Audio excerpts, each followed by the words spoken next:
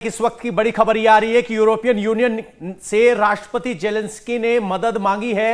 नया इतिहास लिखा जा रहा है। हमारे पास जो हथियार हैं उसी से लड़ रहे हैं। कीव पर अभी भी हमारा कंट्रोल है। जो हमारी मदद करना चाहे वो आगे आए। हम अपने दुश्मन से लगातार लड़ रहे हैं। यानी जेलेंस्की सीधे तौर पर मदद की अपील करते नजर आ रहे हैं। देखिए, मदद की अपील भी की है और मदद मिल भी रही है, क्योंकि हमने जैसे बताया कि नॉर्वे से 200 स्टिंगर मिसाइल पहुंच रही है और साथ ही साथ चेक रिपब्लिक भी करीब $8 मिलियन के हथियार शिप कर रहा है। बिल्कुल। और जनरल, आपसे भी मैं जानना चाहूंगा जनरल दयाल कि देखिए, एक तरफ तो अब मदद मिलने की बात हो रही है, लेकिन दूसरी तरफ अगर हम ये देखें तो जो कोलैटरल डैमेज जो है ऐसे में होता है, हम यहां देख रहे हैं जैसे कि यूक्रेन के स्वास्थ्य मंत्री ने कहा है कि रूसी सेना ने अब तक 3 बच्चों समेत 198 लोगों की हत्या कर दी और इस जंग में अब तक 1115 लोग घायल भी हुए हैं। तो कहीं ना कहीं वो सिंपैथी जो है पूरी दुनिया की, नेटो देशों का तो चलिए अपना इंटरेस्ट है, यूक्रेन का अपना इंटरेस्ट हो सकता है, लेकिन ये सिंपैथी दुनिया की वो भी कहीं ना कहीं हासिल करना चाह रहे हैं। देखिए, पूरी सिंपैथी 90% डेमोक्रेसीज की और इमोशनल लोगों की यूक्रेन के साथ है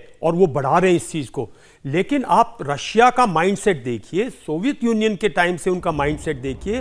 वो इसको जब वॉरफेयर में आए हैं तो कोलेटरल डैमेज होगा, लड़ाई होगी तो कोलेटरल डैमेज होगा। और मैं एक बात कहना चाहता हूं कि ये बिल्कुल ठीक है कि 2-3 दिन अब संघर्ष चलेगा, क्योंकि वो कीव के सेंटर में जाने की, लेकिन रशियन फोर्सेस बिल्टअप एरिया में हमारे एक तरह नहीं लड़ती। आपको यूक्रेन के टाउन समझने पड़ेंगे, रशिया के टाउन समझने पड़ेंगे। वहां बड़ी वाइड स्पेसेस हैं, वाइड पार्क्स हैं, वाइड। तो रशिया क्या करेगा? कुछ शोल्डर्स क्लियर करेगा। जैसे सर, आपको रोकना चाह रहे हैं, एक बड़ी खबर आ गई है इस वक्त। मिलिट्री बेस जो है बालाकेलिया में ये मिलिट्री बेस है जिस पर हमला हुआ है। और आप देखिए कि यूक्रेन के इस मिलिट्री बेस पर जो हमला हुआ है, जो देखकर दूर से लग रहा है कि यहां पर मिसाइल अटैक किया गया है, क्योंकि अब रशिया ने मिसाइल का इस्तेमाल करना शुरू कर दिया है। जो हम लगातार इस वक्त सवाल उठा रहे हैं, क्या यह युद्ध खत्म होगा या लंबा खींचेगा? क्योंकि लंबा खींचेगा और उसकी तस्वीर इस वक्त हम आपको दिखा रहे हैं, क्योंकि अब रशिया ने इसमें इस्तेमाल करना शुरू कर दिया है मिसाइल्स का। उसके जो मिसाइल्स हैं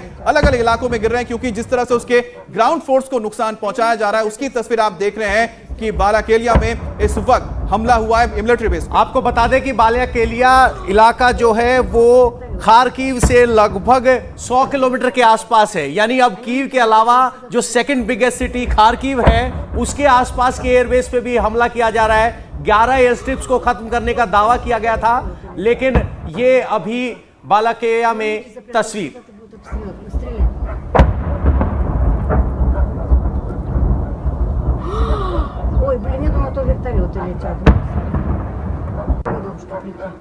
और जो ये तस्वीर आ रही है, क्योंकि हम जैसा बता रहे हैं कि खारकीव के बिल्कुल पास में ये मिलिट्री बेस है, और अब से थोड़ी देर पहले हमने तस्वीर दिखाई थी आपको कि किस तरह से मिसाइल्स का इस्तेमाल किया गया था और उस मिसाइल के जरिए टारगेट किया गया था। वो हम कह सकते हैं कि मीडियम रेंज का मिसाइल था और खारकीव के इलाके में वो देखा गया था और वोलोग्राड के वहां से आया था। अमित, जरा जनरल दयाल इस पर कुछ कहना चाहते हैं। खारकीव जो है वो सिर्फ 40 ऑड किलोमीटर है रशियन बॉर्डर से। बिल्कुल। तो एक थ्रस्ट खारकीव पे गया था।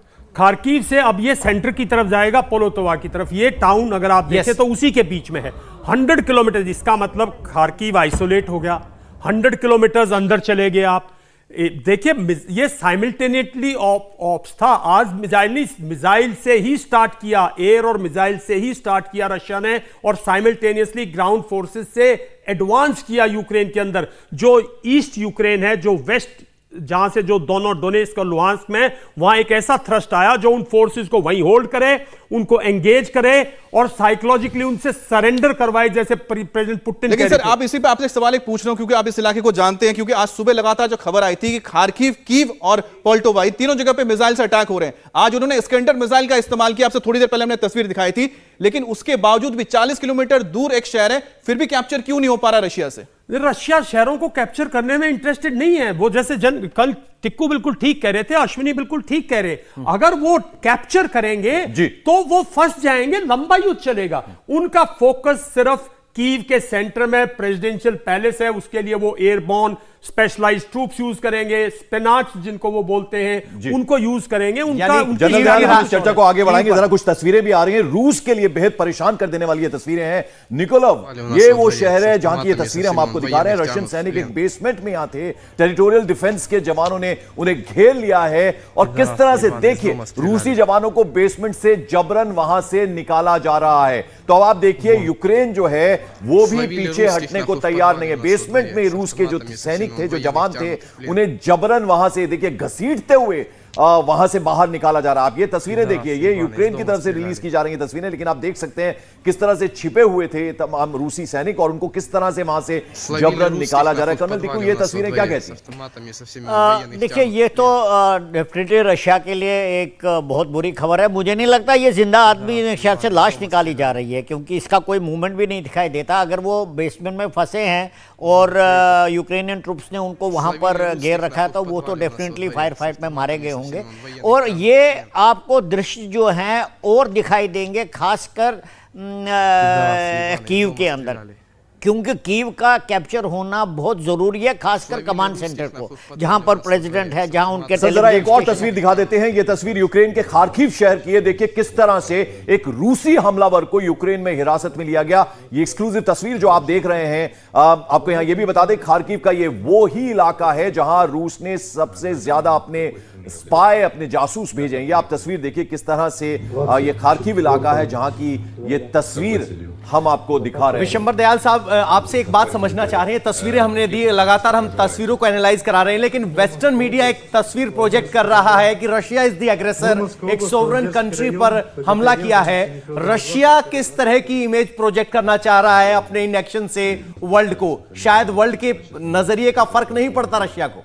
रशिया का, मैं अभी किसी को बता रहा था, रशिया में पूजा करता ना जब आम आदमी, वो भगवान से, जैसे हमारे यहाँ मां शक्ति मानते थे ना, माता दुर्गा से, हम लोग भूल गए, हम लोग और तरफ चले गए। वो कहता है बोग दवाई मिन्ना सील, भगवान मुझे शक्ति दे, आम बच्चा बोलता है। रशिया जो है वो अपनी शक्ति दिखाना चाहता है। रशिया चाहता है जो सोवियत यूनियन की जो बाउंड्री थी उससे इधर इंटरफेयर ना करे नाटो।